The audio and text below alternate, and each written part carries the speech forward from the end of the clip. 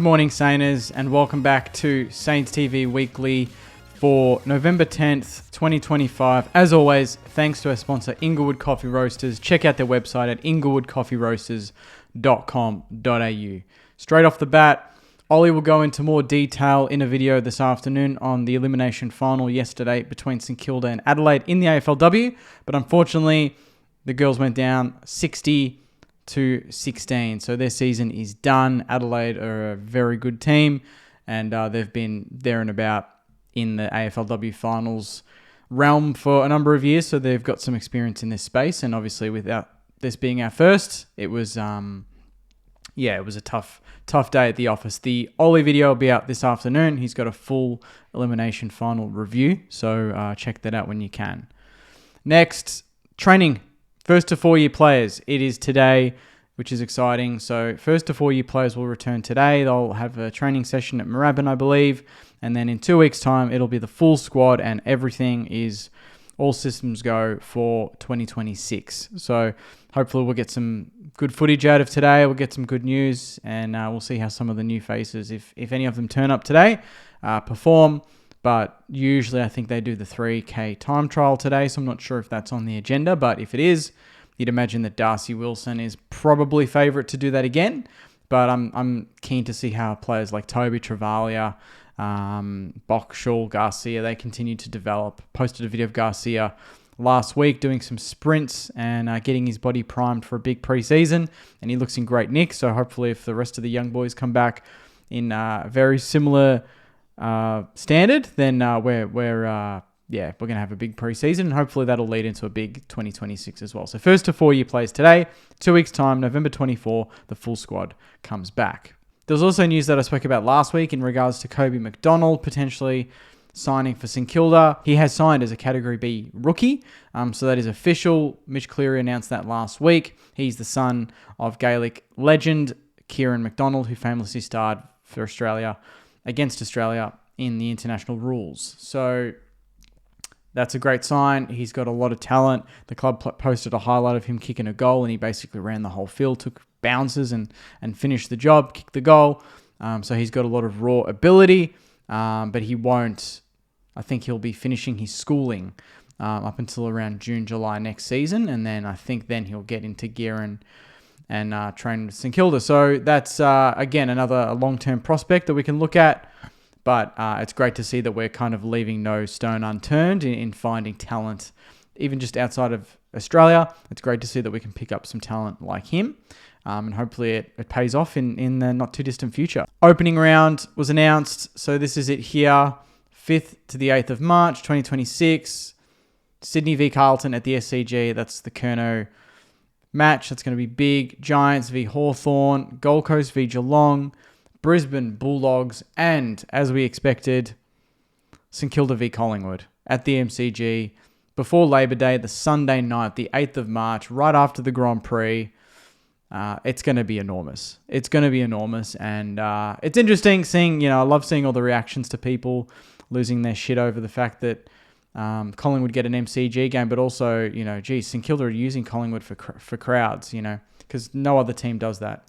So I think that's a great initiative for us. I'm tipping that's obviously going to be Spud's game. We get the win there, and we're full of momentum going into round one, whoever we get in round one. I think the fixture is probably a week away, or maybe even this week. So that'll be interesting if we can get even more of an idea of how that first 5 to 6 week stretch looks for us, because this year it was pretty tough. We had to travel a lot. Hopefully next year it's a bit kinder to us and we get a few games at Marvel in the first 5 weeks. There was also news, again, that sort of pissed people off. We're in a preseason documentary. Channel 7 are filming a preseason documentary. They did one on Hawthorn, which was really good. I highly recommend you watch that if you haven't already. And that was to great success. And it seems St Kilda is based on our off-season in terms of trade period, and then obviously re-signing Nasiah Wanganeen-Malira. We've got a lot of interest. They want to film us. They want us to be part of this big documentary. So I think it's cool. I don't get people getting upset over this. It's probably a good time to do a documentary. And some of the best documentaries I've watched are documentaries that are, the long shots. They're the underdogs. They're the comebacks in games and stuff like that. The unsung heroes. It's not the favorites. It's not the big teams. It's not the guys with the most money or the teams with the most money. It's the teams that built from nothing and became something, and I think those are the most inspirational ones and the ones that are interesting to people to watch. Why would you want to watch something? Imagine a documentary on Brisbane last season. We're good. Every week they win. Congrats. To me, that's boring. I would rather watch a documentary on one team outside the 8 every single year. Imagine a documentary on Essendon this season with their injuries and merit. You're telling me that's not more interesting than watching a doco on Brisbane or Collingwood or the Giants? Come on. That is box office. That's stuff that you would pay to watch. So I'm keen to see where this one goes. It doesn't really bother me that people are talking trash about it. We haven't even seen the documentary yet. So let's watch it and then let's decide for ourselves.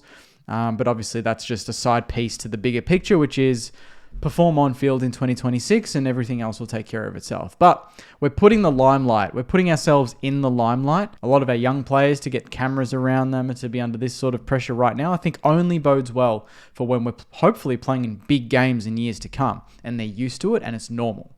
Right now it's a bit abnormal, but hopefully it becomes normal. And that just means we can perform at a high level on a consistent basis. So I think all these things in a way kind of work, for each other and help sort of us get to where we want to be. And lucky last, this one's kind of a big one. The wild card round. It is happening. Can you believe it?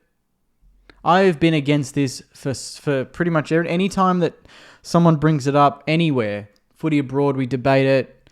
I have said from the top, why? Why can't this be the one tradition?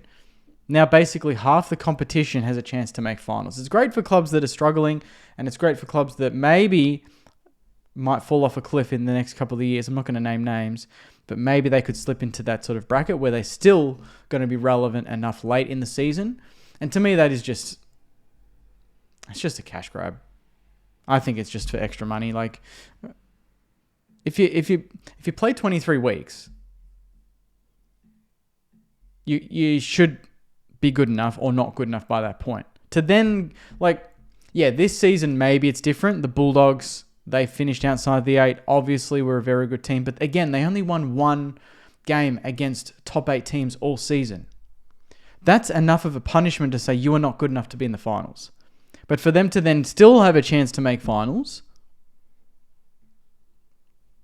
I think that's just participation awards, you had 23 weeks. Yeah, you beat up on all the bottom teams. And I'm sure Doggies fans, some of them might agree. Yeah, we weren't good enough to play finals because anytime we played a finals-bound team, we lost.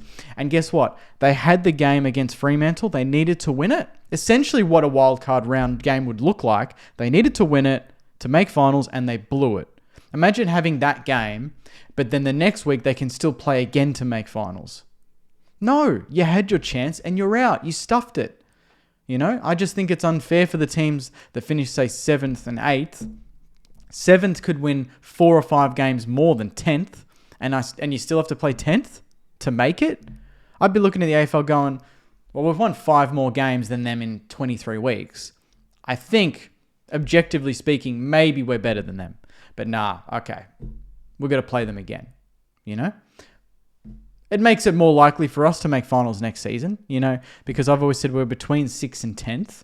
So if we finish 10th, we're in. And yeah, some people say, well, Jake, if your team finishes 10th or 9th, you're going to be stoked because they get a chance. I go, yeah, but I'm not thinking like that. I'm still thinking it's 8th and above. Now I'm thinking, okay, finish 6th because I want to avoid all that shit. I don't want to get into that knockout stage before the knockout stage. Finish 6th and above now. That's the goal. Avoid these wildcard games, and that's it. Done. But look, if we came from 10th to win a flag, would I be happy? Yeah, obviously. But I'm just saying I don't like this change. It might benefit my club at some point. It might benefit your club at some point if you're supporting a different club watching this video. But I just think it's just extra games, it's extra money, it's extra ads for the telecast, for Channel 7, for Foxtel. If you don't see that's the reason, I don't know. There's not much more to say. I just like the top 8. I think it adds more pressure to the back end of the season for these teams.